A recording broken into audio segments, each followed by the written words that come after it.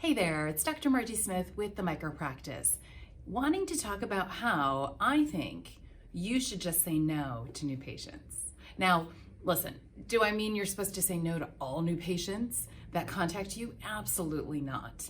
But I want to talk about, first off, why you would say no to a new patient, and then how to say no to a new patient. Now, the reason why I'm even at a place in my practice where I very easily and quickly will say no to a new patient is because of the style of practice that I've built. Having a micropractice has a low overhead, high profit, low stress kind of a feel to it.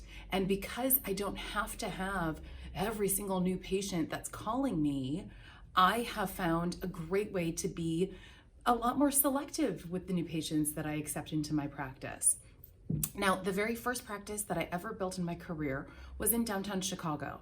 That practice was a traditional model, brick and mortar, my own space, had a staff, built out the space so it suited me perfectly. I worked long hours, I worked all day, every day practically, and I had a lot of fun and I learned a lot, but I ultimately, I was accepting every single new patient that was calling my office. It did not matter what they were coming in for, what they needed, what they wanted. I didn't even know hardly anything about any of these patients before they walked in the door. And so because of that, I found it a little challenging at times. I had that section of patients that, I just didn't really love seeing. And if I saw them on the schedule, it was kind of like, oh, great.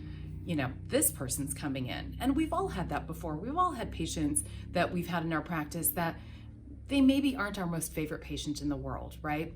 So now that I have a different practice model, a different business model where I don't have to worry about accepting every single new patient that walks in the door, now I can be a little bit more selective. I could be a little bit more conscientious about the people who are coming in to see me, because ultimately it's a win-win. I want to accept those patients and those cases that I know that I'm going to be really good at and I'm going to get really great results with, because that's what we have as chiropractors, as professionals. We have our reputation to carry with us, and that reputation is built on the results that we get with our patients. So accept those patients and those cases that work really great for your practice, because if you do accept a patient that maybe isn't your ideal patient, you might not get great results with them. And then who wins there? The patient is frustrated, you're probably a little bit annoyed, right? Potentially you might get a bad review online. So all of these things can happen when you don't accept who the ideal patient is going to be for your practice. Now, I have a pretty clear system that I've put in place. And as a micropractice owner, I have to have systems and procedures to be able to make the most of my time without having a staff person in my practice. And one thing that I do with all new patients is I speak with them on the phone before I schedule them in my practice. Now, my established patients, you may have heard me talk about before, can schedule themselves online. However, a new patient needs to absolutely go through me first before I'll see them as a new patient. And so here's what the conversation typically will go like. I'll get them on the phone and I'll say, hey Sally, this is Dr. Margie. I saw that you requested a new patient appointment with me, and I just wanted to call you directly and learn a little bit more about what I can help you with and why it was me that you've chosen to call for your chiropractic needs. And so it's just a very simple question that I kind of leave open-ended, and I'd love the person to kind of open up a little bit more detail as to what it is I can do for them and why it's me. Why did they select me over some of the other chiropractors around? And so here's a list of options or possibilities that patients will say.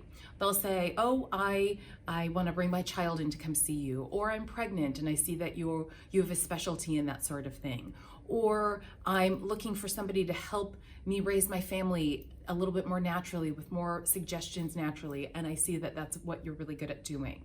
Or they'll say, I was referred to you by a friend of mine and I'm having XYZ happening within my body, and I heard chiropractic is something that can help with that. So regardless of what it is, I really want to hear and understand where they're coming from.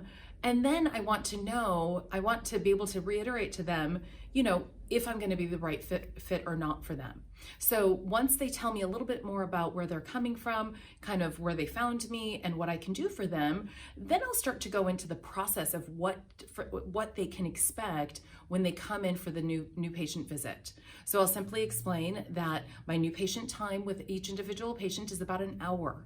So I want you to make sure that you have enough time in your schedule to block off so that we can go through a very thorough consultation and examination.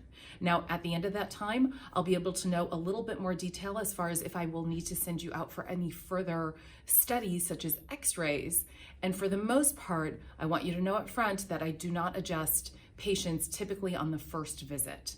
So if that all sounds okay with you, then let's take a look at, I'll talk to you more about the cost of the visits, and then we can look at scheduling. Right? And so that again, that next explanation is the next step in them understanding and being cool with, this is my process, this is my procedure. And I've had a couple of people at that checkpoint, I'll call it, will stop and say, well, no, I want to get treated right away. I don't care if you do an exam. And, again, you have to kind of handle some of these objections that might come at you. And I'll simply say, I understand and I respect that that's what you would like.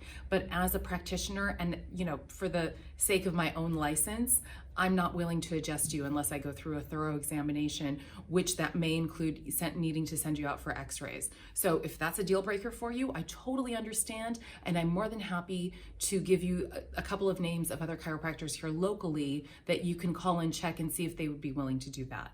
And so in some of those cases, yes, they want some names and numbers, and I am happy to give them names and numbers. But now be very careful.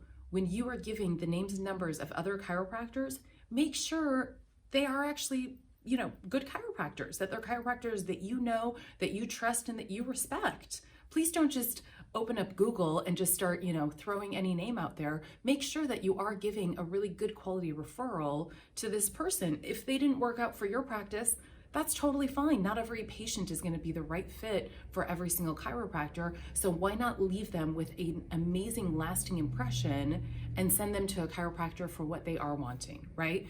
Even though we are the doctors and we, control and manage the protocols in our own practices, they are the patient, and they also have the choice and informed consent to go where they want to go, right? So if that happens, or if at any point I feel that they are not going to be the right fit for my practice, or I'm not the right chiropractor for them, then I will just simply refer, just as I said earlier. Let me give you the name and number. Let me give you the name, at least, of a couple of people. You can look them up online, see if their practices suit you, and then you can call them directly. And that just, people are thrilled. People are super happy to hear that I'm willing to help them out. Because again, if they're looking for a new chiropractor, they probably have already gone through a sea of different Google options, and they just need some help kind of narrowing this down, right? And so now let's say that they're totally cool, and yes, that's great. That's what I want. I want you to do a thorough exam. And then I'll say, okay, so for my examination cost is a fee I collect directly from patients. I do not belong to any insurance networks. So for adults, my cost is this much, and for children, it's this much. Is that okay with you? And they simply say yes or no. Never at that point do I have people say, no, that's too much money. Most people at that point know what to expect. They're calling me pretty much knowing what my fees are. So then I'll say, okay, let's find a time to schedule you. And then the scheduling process also is a whole protocol in its own. I have very specific times throughout my days that I like to do my new patient visits. I don't do them at the very beginning of the day. I don't do them at the very end of the day. So I expect them to fall into these categories. And again, if they can't, then I'll simply say, okay, here's name of a couple of other chiropractors in the area that you could check in and see if they're willing to take you as an 8 a.m. new patient, or whatever it is that they're looking for. So I try to be on the same page with every single person, and ultimately I really truly do want them to be in the right office and me to have the right ideal patients. And I can say wholeheartedly, today in this practice that I currently have, I absolutely love seeing every single one of the patients that comes into my door. I don't have that feeling anymore of when I see a name on a schedule that I'm like, oh great, that person's coming in. Not at all. I used to. Again, we would be lying to ourselves if we didn't admit that. But today, now in my practice, No, I don't have that anymore because ultimately I have said no to a lot of new patients for me, but I have happily and lovingly referred them to other chiropractors in the area because I ultimately do want them under chiropractic care, but I want them to find the right fit. All right, everyone, that was Dr. Margie again with the Micropractice, and I'll see you all next time. Thanks, bye.